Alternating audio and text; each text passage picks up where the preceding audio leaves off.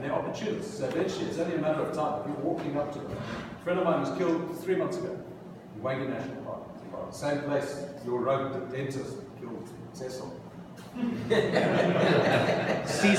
Cecil. Sorry, Cecil. We're in the US, not Cecil. So he was approaching lions to look at them, and the lion got up, the male got up and started walking purposely towards him. That's your first thing. If a lion is going to try and frighten you away, if it's afraid of you, it's going to run at you, flicking its tail, it's a sign of anger, and it's going to make a lot of noise. If its tail is straight and it's flicking, very, very occasionally, it's tense, the animal's tense. Or if it's just walking purposely towards you, it's hunting you. Seriously, it's hunting you. What's the itching? So the danger with predators, the big danger with predators, is when they lose their natural fear of man. So if you're dealing with lion, leopard, hyena, any predators like that, crocs, if they're afraid of you, good thing. So if there's a lot of poaching going on in the area, if they're shooting at them, you're less likely to have a problem with predators. You can still have a fight-flight problem. If you suddenly come across a lion with cubs, you want to mention that story? Absolutely. We were, following the trail, and we were following the sign, and all of a sudden, we start seeing these large prints in the ground, and they're a large cat print. You put your hand inside the print. It was pretty obvious when it was a lion print. And all of a sudden, you hear like a distress call from a little cub, and the cub is running across the front of the line.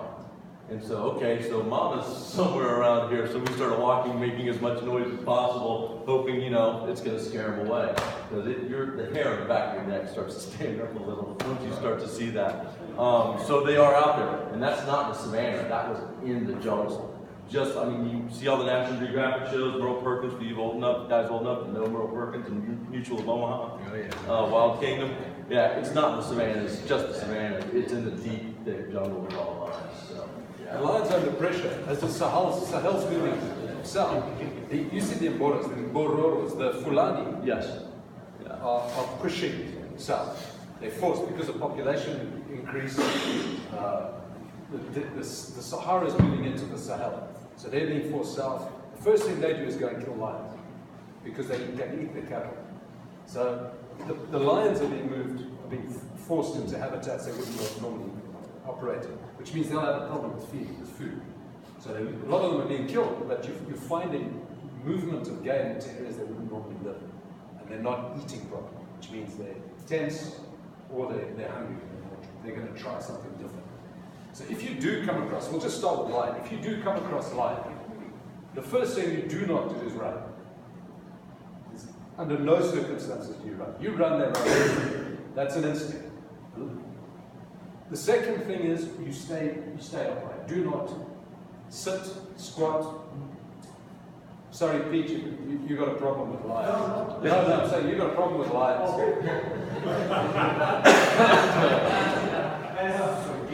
Okay, they don't.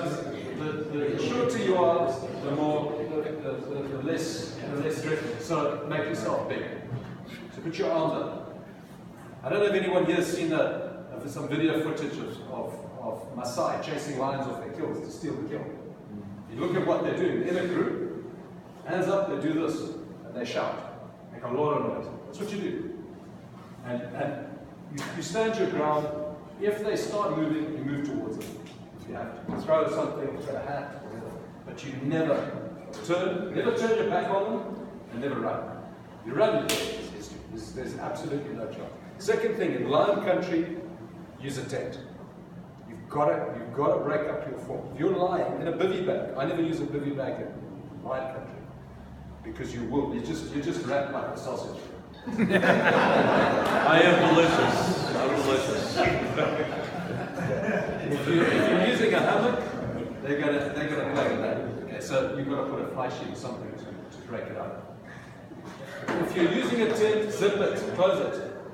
And if you can, you've got to close the ends of your fly sheet.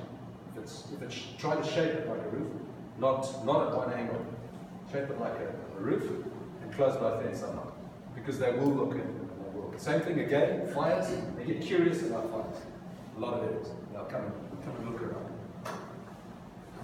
So that's the basics of lining. Next, let's just look at I'm just going to move through the main dangerous game species. We'll carry on with this afterwards. So I'll just give you the basic principles first, and then we'll go into more detail. Hippos, out of water, we'll start with that. You do not get between a hippo and the water, because that's its refuge. Now remember, it's not a predator. If it's going to attack you, it's going to attack you out of fear. If it finds you threatening, and you go and get between it and the water, it's got nowhere to run. It's going to run straight at you. And 3 tons of hippo moving at 45 kilometers an hour, good luck. Even trying to climb a tree. If you need to stop there, moving through an area you're in, it's very simple. They can't step over it. It's as simple as that. So a hippo trail, if you've got really dense bush, or you need to keep them away, just put some logs around. And I mean that big as they can. Or a series of rocks. Okay, a hippo cannot step over something. So what you'll find is their trails are fantastic for moving along. Because, and I'll just, have you got a pen? Yeah, I couldn't find one. Okay, no problem. A hippo trail is two paths next to each other, right next to each other, not that far apart. Because they cannot move they're so fat they walk like that. So you get 2 paths next to each other. So easy to recognize. Thanks. That's a shiny line. Yeah, that's paper. Oh, Yeah. So the first thing is, if you see a hippo, you get away from its retreat. It's safe zone, which would be the nearest water. In the water now, I assume you guys navigate the rivers at some stage, or you could navigate the rivers. No, we crossed them, but we would not navigate. Okay, I'm going to do it anyway. Just in you get in a pirogue or something with the guys there. Don't trust them. You tell them what to do because they're hopeless. They're forever getting killed by hippos. Knocked out the boats. Seriously. So first of all, there's banks. The river bank. Forgive my artistic talent here, which is non-existent. This is the river. Okay. Okay. First thing is the bank. If you're in the river, imagine a hippo squashed into a small space. They're extremely aggressive because of the environment they're in. A lot of animals all together, and you can approach them very easily. In the water, there's nowhere for them to go. So they're very, very dangerous, very aggressive. And what they'll do is they will have chutes. Just imagine hippo width, like a nice, neat little slide into and out of the river. Sorry? Like a boat ramp. Yeah, exactly. But just to width of the hippo. And that's how they get in and out. If there is a chute there, and you're approaching them in the water, they will either go up that chute, or, let's look at it this way, here's the river. If this is the water, they will go into deep water. So if the hippo is here, he's going to go into deep water. Which means you don't go in your canoe or whatever it is, you don't go into the deep water. Because if you go this way, you've cut off his retreat. He's going to go for your boat. They'll bite him. They bite the Canadian canoe in half. So you don't go there. If, however, you've got deep water and you've got a chute here, okay, there's no chute there, even better. That is a perfect sort of situation. You go this way, the hippo's got the option of going into staying in the deep water or getting out. Okay. The opposite of that, the worst situation, okay, is shallow water, no chute here, and this is where the hippos get out. Which means if the hippo is here, you stay in the shallow water. Now, this is where you need to do what I say here. If this is a river, the hippo is there in that shallow water, okay, there's no chute here, well, there is a chute here, you go towards the hippo. hippo will move into the deep water away from you. That's understood. So it's like giving way. There's rules of the road in the river. And the hippos have a very clear, simple system. So if he's in shallow water, you move towards him. If he's in deep water, go to the shallow water. However, the chutes will also play a part of it. So a chute, deep water, perfect, go into the shallow water. Sometimes, now here's the curveball, sometimes hippos will get out the water, okay, through the shallow side. In other words, you'll see there's no chute on the deep water, and you'll see a lot of tracks on the shallow bank where they get in the water. In that case, you stay close to the opposite bank, and you slowly move down and wait for them to move out. If they don't move out of the water, they start threatening, you back off, obviously. But problem with hippos is they don't give much warning. You said fight or flight. No. Put it this way: a dog that doesn't bark is known to bite. Same with hippos. Hippos don't. They make a lot of noise communicating to each other, but when they get pissed off, they just come for you. They don't make a lot of noise. So that's hippos in the water. Hippos, supposedly, I don't believe it, I believe crocs kill more people, but the story is they kill more people than any other animal in Africa. But they're extremely dangerous. So that's it. It's a lion, hippo, but now the big one, elephants. There's 2 species of elephants, believe it or not, in Africa, not one. There's not 2 species in the world. There's not an Asian elephant, an African elephant. It's an African bush elephant, an African forest elephant. They're completely different species. The forest elephant looks just like an African bush elephant, a savanna elephant, except he's much cheekier, he's smaller, very cheeky, and his habits, his normal behavior is quite different from his environment. So we'll just go through a few points. Any questions before I go? Did everyone get the hippo? I don't think they got the cheeky. Sorry? You got the cheeky? Cheeky means full of shit. They're extremely cheeky. Okay. Cheeky to us means they give you shit. An elephant uses 2,000 gestures to communicate. To speak a language, to get by in a language, you only need 300 words. They have 2,000 words. So extremely clever animals. And they communicate what they're feeling or their emotional state to you. They always do. They don't just, well, you do get crazy animals, but that's an exception to the rule. Animals are not like people. They're much more predictable. So elephants, the first thing you want to do is just avoid them, especially forest elephants. And the key is not seeing them, it's hearing them. If you are making a noise as you're walking through, just step in any time, because you've got personal experience. If you're moving through the forest, you have to stop periodically and listen. Because if you suddenly come across them, fight or flight, forest elephants will come straight at you and good luck. You're not going to climb a tree, you're not going to run away from them. They're extremely dangerous. So you have to hear them. The sound you hear, an elephant eats 20, 22 hours a day.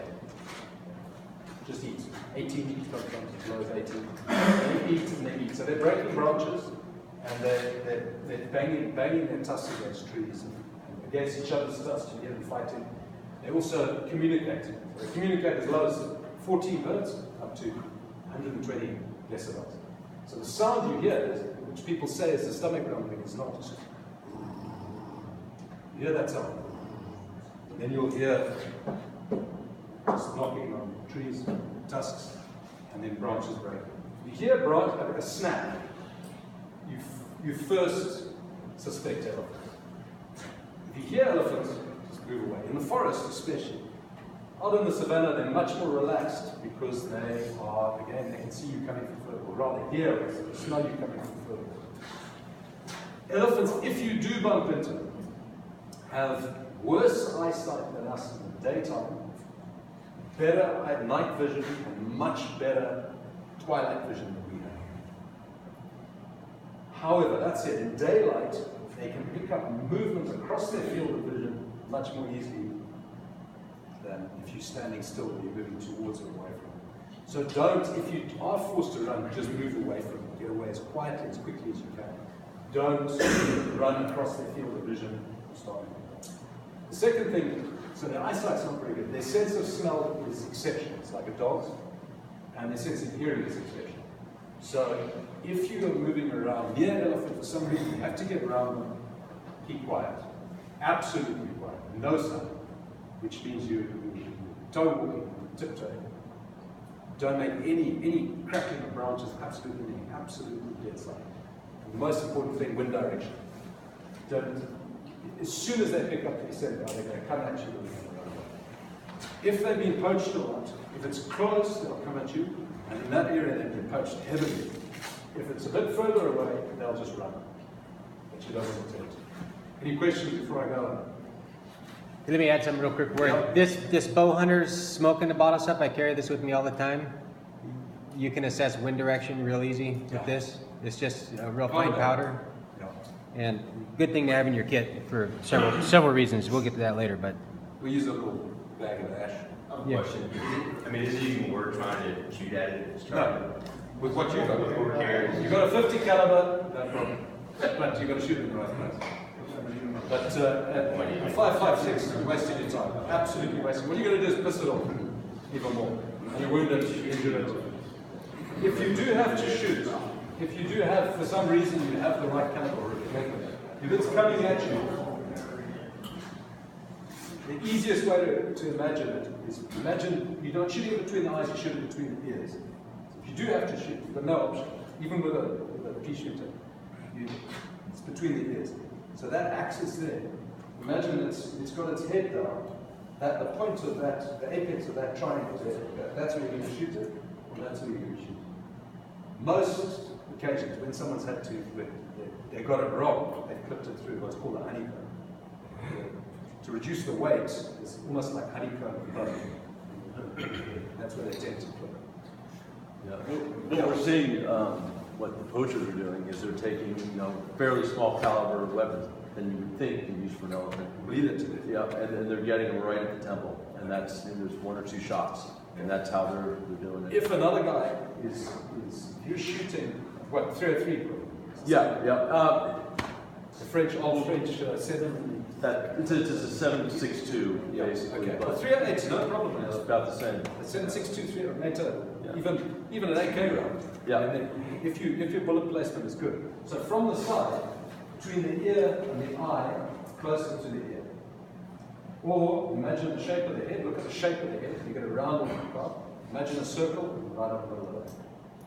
There's a thing called the temporal gland. The secrete from the side. It secretes a fluid from the side of the head, which is an indication of stress. Through the temporal gland is where they'll shoot. That's their system for bullet placement. A hot lung shot, you're wasting your time. You're not going to drop any other hot lung shot. Especially the next one, which is buffalo. I've shot a buffalo and watched it through the heart, and it's run 100 meters. Actually gone. Have you heard of a guy called Ivan Carter? Yes. Okay, Ivan and I shot a buffalo.